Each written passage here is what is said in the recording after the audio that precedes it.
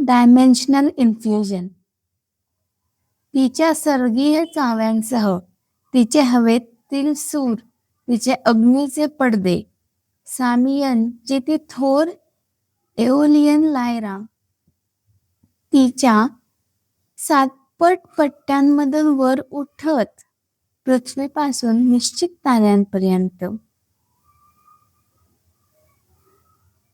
Longfellow occultation of Orion मधील लायरावरील ओळी.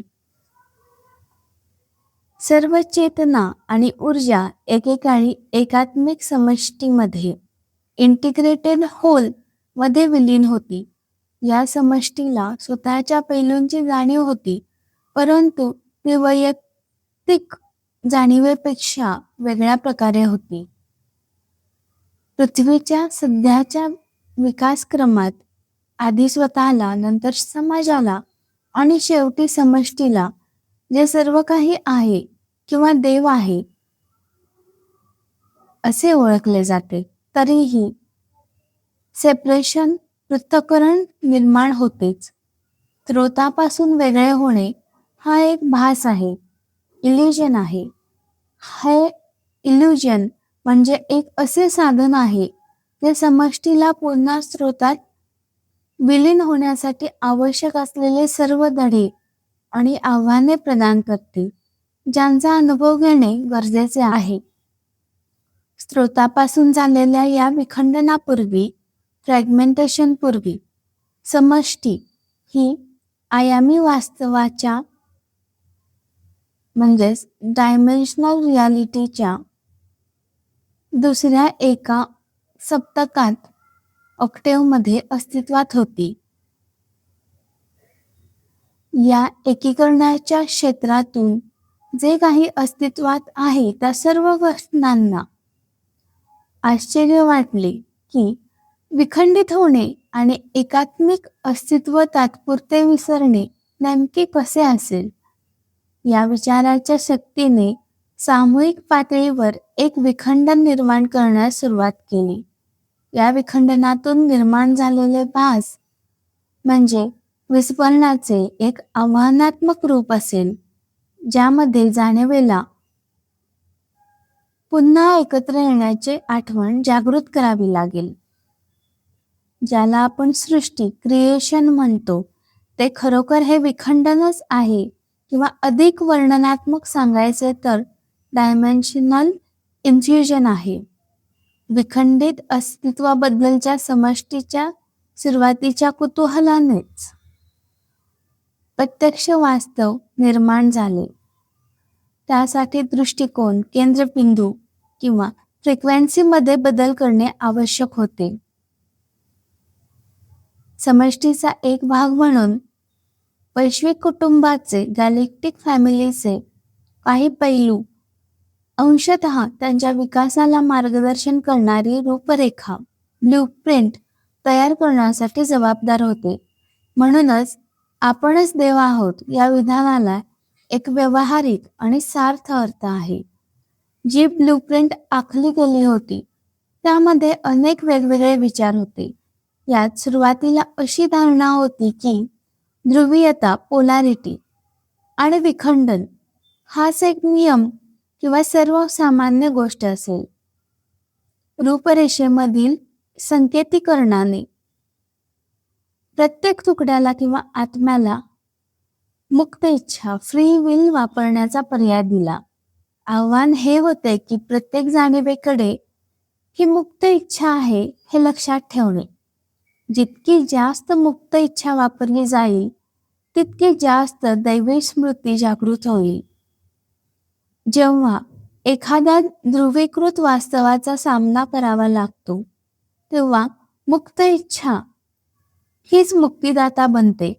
जेव्हा एखादा आत्मा आपल्याकडे मुक्त इच्छा आहे हे विसरतो तेव्हा मिळणारे धडे अधिक आव्हानात्मक बनतात आणि तरीही ते खूप फलदायी आणि फायदेशीर असतात. या निवडलेल्या रूपरेखेमध्ये, ब्ल्यूप्रिंटमध्ये असलेला दुसरा विचार असा होता की समष्टीचे तुकडे या विस्मृतीच्या अवस्थेत त्यांच्या कृतींसाठी पूर्णपणे स्वतःच जबाबदार असतील. ते लक्षात राहो किंवा न राहो, केलेली प्रत्येक कृती विश्वाकडून एक प्रतिक्रिया निर्माण करेल. काहींनी याला कर्म म्हटले आहे. तथापि हे डोळ्याच्या बदलात डोळा या संकल्पनेपेक्षा बरेच काही आहे. नकारात्मक वर्तनासाठी मिळणाऱ्या शिक्षेऐवजी इथं नेहमीच आपली जाणीव, अवेअरनेस विस्तृत करण्याचा पर्याय असतो. म्हणूनच एका अर्थाने शहाणपण कर्माचा नाश करते. जरी हे एखाद्या क्रूर वैश्विक खेळाच्या नियमांसारखे वाटत असले तरी याचा निकाल आधीच ठरलेला आहे. हे लक्षात ठेवून अंतिम ध्येय महत्वाचे नसून प्रवासाची वाट महत्वाची ठरते. हा खेळ नेमका कसा खेळला जातो यालाच खरे महत्व आहे. दुसरी मान्य झालेली रूपरेखा म्हणजे वैश्विक वस्त्राच्या संरचनेत इथरिक पातळीवर निर्माण केलेला एक कोड, इथरिकली जनरेटेड कोड होता. हा कोड 2 पायावर चालणाऱ्या कार्बन आकारित मानवाकृती ह्युमनॉइड रूपांना ग्रहांच्या संरचनेवर मानवी प्रकाराच्या चेतनेच्या अवतरणासाठी एक सामान्य आणि नैसर्गिकरित्या विकसित होणारे माध्यम बनण्याची परवानगी देईल. हा कोड अशा मेटा अणु पातळीवर अस्तित्वात आहे, मेटा ॲटॉमिक पातळीवर अस्तित्वात आहे, ज्याचा शोध किंवा मोजमाप घेण्यास विज्ञानाने आता कुठे सुरुवात केली आहे. ध्रुवीयतेचे, पोलॅरिटीचे प्रतीक मानवी शरीराच्या रूपात दिसून येते. पृथ्वीवरील मानव सिमेट्रिकल आहे, ज्याला 2 हात, 2 पाय, 2 डोळे, कान इत्यादी अवयव आहेत. शरीर एक धड आणि डोक्याद्वारे एकत्र जोडलेले आहे. असेही ठरवले गेले की मानवी कृतिरूपांच्या उत्क्रांतीच्या विकासादरम्यान पुरुष आणि स्त्री ध्रुवीयता स्वतंत्र परंतु एकमेकांना पूरक असलेल्या शरीराच्या प्रकारांमध्ये प्रकट होतील. हे एक स्मरणपत्र म्हणून काम करते की निर्मिती करण्यासाठी ध्रुवीयता नेहमी एकत्र किंवा इंटिग्रेटेड असली पाहिजे. ही धारणा सर्वत्र व्यापक आहे की जेव्हा एखादी व्यक्ती प्रेमात दुसऱ्याशी जोडली जाते तेव्हा ती स्वतःला सर्वात जास्त एकात्मिक अनुभवते. डायमेन्शनल इन्फ्युजनची प्रत्यक्ष प्रक्रिया काय होती? लायरा तारकामंडळाच्या वेळ अवकाश संरचनेत एक पांढरे विवर अस्तित्वात आहे. या पांढऱ्या विवराची तुलना एका प्रिझमशी करा. प्रिझममधून प्रकाशाचा किरण पाठवताना प्रकाशाचा एक स्पेक्ट्रम 7 दृश्यमान रंगांच्या फ्रिक्वेन्सीमध्ये विखंडित होतो. जेव्हा समष्टीचा एक भाग लायराच्या प्रिझममधून गेला तेव्हा चेतना 7 कंपनांच्या फ्रिक्वेन्सीमध्ये विखंडित झाली, ज्या पृथ्वीच्या वैश्विक कुटुंबाच्या सामूहिक चेतनेचे प्रतिनिधित्व करतात.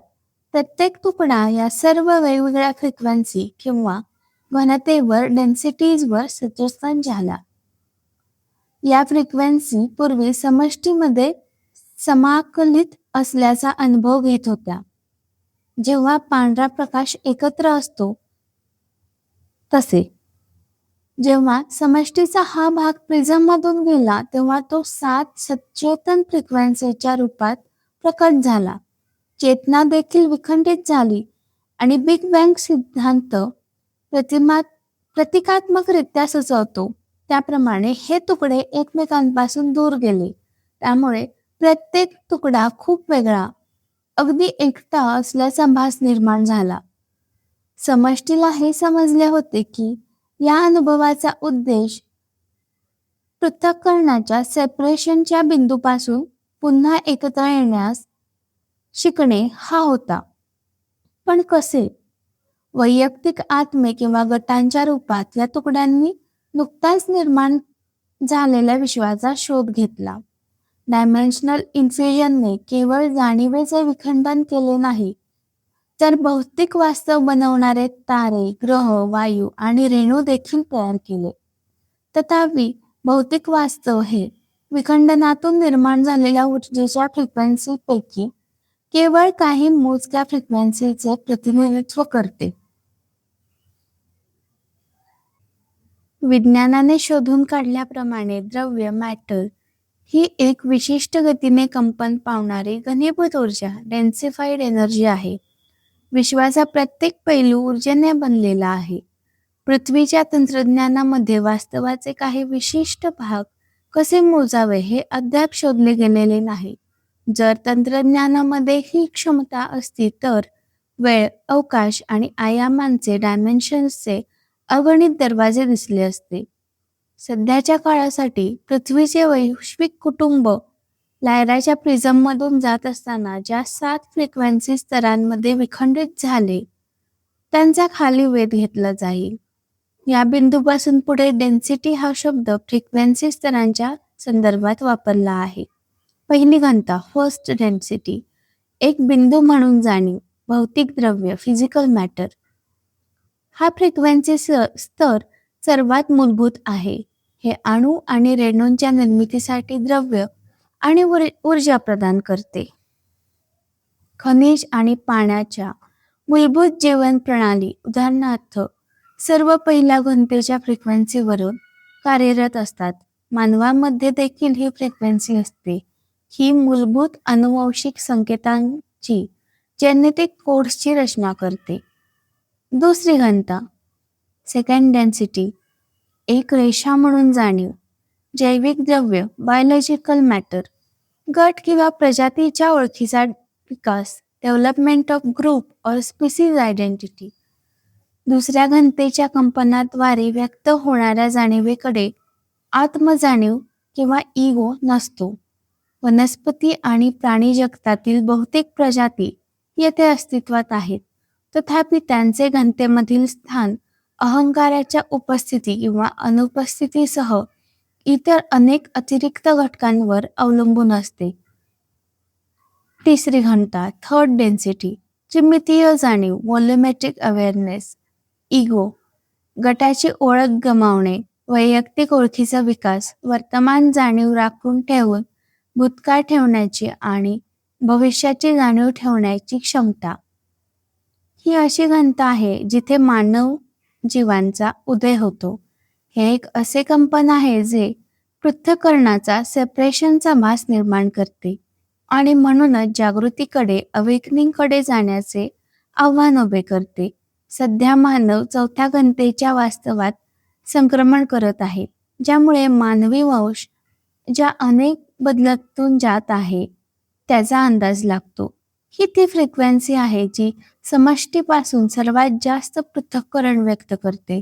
स्वमधील वाढीच्या मशागतीसाठी हे सर्व स्तरांमध्ये सर्वात तीव्र आहे. सिटेशियन्स, डॉल्फिन आणि देवमासे सध्या तिसऱ्या आणि चौथ्या घनतेमध्ये एकाच वेळी अस्तित्वात आहेत आणि मानवासोबत तिसऱ्या घनतेतून बाहेर पडत आहेत. प्रायमेट्सची चेतना देखील तिसऱ्या घनतेमध्ये आहे. मानववर्गाची उत्क्रांती वाढत्या प्रमाणात स्पष्ट होत आहे, कारण कोणीही त्यांना अशा वैशिष्ट्यांचे प्रदर्शन करताना पाहू शकते जे एकेकाळी केवळ मानवांसाठीच मानले जात होते, जसे भाषा आत्मसात करणे आणि पॅथॉलॉजिकल वर्णन. चौथी घनता फोर्थ डेन्सिटी, त्रिमितीय जाणीवेला सामावून घेणे, अतिचेतना सुपर कॉन्शियसनेस, अहंकाराची ओळख न गमावता गटाच्या ओळखीचे पुनरीक्षण. कंपन वाढल्यामुळे बहुआयामी मल्टीडायमेन्शनल आणि बहुघनतेच्या मल्टीडेन्सिटी वास्तवांशी संवाद साधण्याच्या क्षमतेसह भूतकाळ, वर्तमान आणि भविष्यकाळ अधिक प्रवाही बनतात. नकारात्मक दृष्टिकोन असलेली जाणीव राखणे अधिक कठीण होते. सध्या पृथ्वीवर चौथी घनता वास्तव तिसऱ्या घनतेवर ओव्हरलॅप होत आहे. मानवाच्या बाबतीत हे एकता, शांतता आणि बिनशर्त प्रेमाच्या वाढत्या इच्छेचे कारण असू शकते, जे तिसऱ्या घनतेचे वैशिष्ट्य असलेल्या पृथक्करणाच्या भाषाच्या विरुद्ध आहे. एखाद्याचा वास्तवाचा कंपनाचा दर वाढवला जातो आणि म्हणूनच एखाद्याला वैयक्तिक समस्यांचा सामना अधिक जलद आणि तीव्र मार्गाने करावा लागू शकतो. हजारो व्यक्तींच्या बाबतीत हे कसे घडत आहे हे पाहणे सोपे आहे. जे पृथ्वीवर थेरपीमध्ये आहेत, व्यसनमुक्ती कार्यक्रमांमध्ये आहेत आणि ग्रहाच्या कल्याणासाठी मानवतावादी प्रयत्नांमध्ये गुंतलेले आहेत. ही जबाबदारीची फ्रिक्वेन्सी आहे. ही अशी फ्रिक्वेन्सी आहे जेव्हा माणूस मुक्त इच्छेचे संकेतीकरण लक्षात ठेवू लागतो. ही शेवटची फ्रिक्वेन्सी आहे जिथे भौतिक शरीरे ही जाणीवेच्या अभिव्यक्तीचे माध्यम असतात. म्हणूनच अनेक प्रगत संस्कृती या घनतेमध्ये बराच काळ घालवणे पसंत करतात. 5वी घनता, एक गट ओळख. ग्रुप आयडेंटिटी म्हणून मीची अनुभवात्मक जाणीव, रेषीय वेळेच्या लिनियर टाईमच्या बंधनातून मुक्तता. या घनतेमध्ये सचेतन जाणीव, सेंटियंट कॉन्शियसनेस आपल्या वारशाबद्दल जागृत होऊ लागते. ही शहाणपणाची विजडमची घनता आहे. जेव्हा एखादी व्यक्ती आतील शहाणपण जागृत करते तेव्हा ती बऱ्याचदा ते इतरांशी सामायिक करू इच्छिते जे अजूनही खालच्या घनतेवर केंद्रित आहेत. या क्षेत्रातील बरेच जण इतरांचे मार्गदर्शन करणे पसंत करतात. 5व्या घनतेचा जीव त्याच्या जाणीवेच्या कुटुंबासह ओव्हरसोल किंवा उच्च स्वर हायर सेल्फमध्ये विलीन होतो आणि गोष्टी लक्षात ठेवू लागतो. ही पहिली घनता आहे ज्यामध्ये अमूर्त किंवा नॉन फिजिकल दृष्टिकोन अनुभवला जातो. 5व्याकडून 6व्या आणि 6व्याकडून 7व्या घनतेमध्ये संक्रमण करताना कोणतीही स्पष्ट विभागणी नसते, कारण या घनता भौतिकदृष्ट्या ओरिएंटेड नसतात. या संक्रमणांमध्ये बरेच मिश्रण असते. 6वी घनता, सिक्स्थ डेन्सिटी, स्वतः आयामाच्या रूपात जाणीव. बऱ्याचदा याला ख्रिस्त चेतना असे म्हटले गेले आहे, ख्रिस्त कॉन्शियसनेस, कारण ते ख्रिस्त आणि बुद्धांच्या बरोबरीचा फ्रिक्वेन्सी स्तर प्रदर्शित करतात. या फ्रिक्वेन्सीवरून संपूर्ण स्मरण घडून येते आणि व्यक्ती स्वतःऐवजी समष्टीची जबाबदारी घेऊ लागते. स्वतःची प्रगती करणे आणि समष्टीची प्रगती करणे या दोन्ही गोष्टी एक आणि सारख्याच बनतात. 7वी घनता, सेव्हन्थ डेन्सिटी, बहुआयामी अनुभव, मल्टीडायमेन्शनल एक्सपिरियन्स म्हणून जाणीव, गट मॅट्रिक्स ओळख, सामाजिक स्मृती संकुल, सोशल मेमरी कॉम्प्लेक्स. ही पूर्ण एकात्मता किंवा एकीकरणाची फ्रिक्वेन्सी आहे. जे या फ्रिक्वेन्सीवर कंपायमान होतात ते ओळखीमध्ये विलीन होतात आणि सामूहिक चेतन समष्टी बनतात. ते इतर फ्रिक्वेन्सीमधील लोकांना आकर्षित करतात आणि एकीकरणाच्या दिशेने नैसर्गिक प्रवाहासाठी ऊर्जा प्रदान करतात. एकदा 7व्या घनतेचे जीव क्रिटिकल मास गाठले की ते लायराच्या प्रिझममधून पुढे जातील, जे आपल्या दृष्टिकोनातून कृष्णविवराचा निर्गमन बिंदू असेल, आणि पुढील ऑक्टेव्हमध्ये पोचतील जेथे आणखी एक नवीन साहस वाट पाहत आहे. हे लक्षात घेणे महत्त्वाचे आहे की समष्टीचे भाग लायराच्या प्रिझममधून विखंडित झाले असले तरी प्रत्येक जाणीवेने सर्व स्तरांवर चेतना राखून ठेवली आहे. तथापि विस्फोरणाचा भाग कायम राहील. सर्वात जास्त केंद्रित घनता स्तरांवरून, जसे की 3रा आणि 4थ्याचा काही भाग, इतर स्तरांच्या सहअस्तित्वाबद्दल अज्ञान असू शकते. जेव्हा एकीकरण होते तेव्हा माणूस या इतर पैलूंबद्दल जागरूक होतो. मायक्रोकॉझम, सूक्ष्म जग नेहमी मॅक्रोकॉझम, स्थूल जग प्रतिबिंबित करते. ही अणूची रचना सौरमालेच्या रचनेशी कशी जुळते या योगायोगात दिसून येते. जाणीवेच्या विखंडनाचेही तसेच आहे. समष्टीच्या भागांचे वैयक्तिक जीव किंवा आत्मांच्या गटांमध्ये रूपांतर. जेव्हा एखादा भौतिक शरीरात अवतार घेतो तेव्हा त्याची तुलना लायराच्या प्रिझममधून गेलेल्या एका लहान प्रवाशाशी केली जाऊ शकते. भौतिक अवतार घेताना आत्म्याच्या विखंडनाची प्रक्रिया फ्रॉइडच्या ईड, इगो आणि सुपर इगो सिद्धांताशी काहीशी साधर्म्य दर्शवणारी आहे. गर्भ म्हणून आत्मा पहिल्या घनतेची जाणीव प्रदर्शित करतो. या टप्प्यावर व्यक्ती पर्यावरणाशी गुंतागुंतीच्या पद्धतीने जोडलेली आहे याबद्दल जागरूक असते. भौतिकदृष्ट्या तो DNA कोडचा एक समूह आहे ज्यामध्ये एक सचेतन मानवी जीव बनण्याची क्षमता असते. फ्रॉइडने त्याचे गृहीतक प्रसवपूर्व विकासापर्यंत नेले नसल्यामुळे येथे कोणताही थेट संबंध नाही. जर त्याने गर्भाच्या पर्यावरणाशी असलेल्या संबंधाचे वर्णन करणारे एखादे लेबल तयार केले असते तर ते पहिल्या घनतेचे वर्णन ठरले असते. जेव्हा मूल जन्मापासून 2 वर्षाचे होते तेव्हा ते दुसऱ्या घनतेची जाणीव प्रदर्शित करू लागते. स्वतःमध्ये आणि पर्यावरणात एक बदल जाणवू लागतो आणि त्याच्या इच्छा बाह्य स्वरूपात प्रकट होतात. अजूनही काही प्रमाणात अहंकार केंद्रित दृष्टिकोन असतो जो या विकासाच्या पातळीला ईडशी जोडला जातो.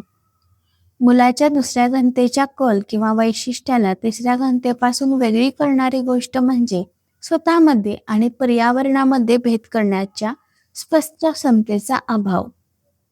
अंदाजे दुसऱ्या वर्षापासून पुढे तिसऱ्या घनतेची जाणीव ही प्रदर्शित होणारी प्रथम चौकट बनते. हा इगोचा विकास आहे आणि मुलाची एक स्वतंत्र व्यक्ती म्हणून असणारी जाणीव आहे. ही अत्यंत महत्त्वाची घडण असणारी वर्षे आहेत. जर या विकासात अडथळा आला जसे की अब्यूज किंवा शोषण तर व्यक्तिमत्व खंडित होऊ शकते आणि कदाचित आयुष्यात नंतर डिस्फंक्शन निर्माण करू शकते. बऱ्याच व्यक्ती आयुष्यभर अहंकाराची ही तिसरी घनतेची जाणीव राखून ठेवतात. सुपर इगो किंवा उच्च जाणीवेचा विकास हे प्रामुख्याने चौथ्या घनतेचे वैशिष्ट्य आहे. मानवाकडे स्वतःचा हा पैलू विकसित करण्याचा पर्याय असतो. हे जन्म प्रक्रियेद्वारे घडणाऱ्या व्यक्तिमत्वाच्या विखंडनाचे पुनरीक्षण रिइंटिग्रेशन आहे. तसेच आध्यात्मिक पातळीवर एकीकरण आहे. जसा मानवी अंश चौथ्या घनतेच्या जाणीवेत अधिक घट्टपणे पुढे जाऊ लागतो तेव्हा ही व्यक्तिमत्व विखंडन प्रक्रिया कमी होईल आणि कदाचित मुले त्यांच्या विकासात आधीच चौथ्या घनतेचे वैशिष्ट्य प्रदर्शित करू लागतील आणि ते आयुष्यभर राखून ठेवतील. बालपणात माणसाने एका कार्यक्षम चौकटीत जुळवून घेण्यास आणि समाकलित होण्यास शिकले पाहिजे. जर एखादी व्यक्ती हे करू शकली नाही जसे की बालपणीच्या शोषणाच्या घटनेत तर प्रौढावस्था आल्यावर मानसिक विकार खूप वेळा दिसून येतात. मल्टिपल पर्सनॅलिटी डिसऑर्डर सारखे आजार उद्भवू शकतात कारण बालपणात नैसर्गिक तिसऱ्या घनतेची व्यक्तिमत्व एकीकरण प्रक्रिया घडली नाही. काही परग्रहवासी संस्कृतींनी बालपणातच अशा आजारांची बीजे शोधून काढण्यास आणि त्यांचे रूपांतर करण्यात शिकले आणि म्हणूनच त्यांच्या प्रौढांमध्ये आजारांचे कोणतेही प्रमाण आढळत नाही. जर हे समजले की एखादी व्यक्ती कितीही विखंडित झाली आत्म्याच्या पातळीवर किंवा व्यक्तिमत्वात तरीही घरी परतण्याचा मार्ग नेहमीच एकीकरणातूनच इंटिग्रेशनमधूनच असतो तर ती व्यक्ती देहाची दृष्टी कधीही गमावणार नाही. या प्रकरणात आपण पुन्हा घरी जाऊ शकतो. वीडियोस बनाने हैं फिल्मोरा है ना.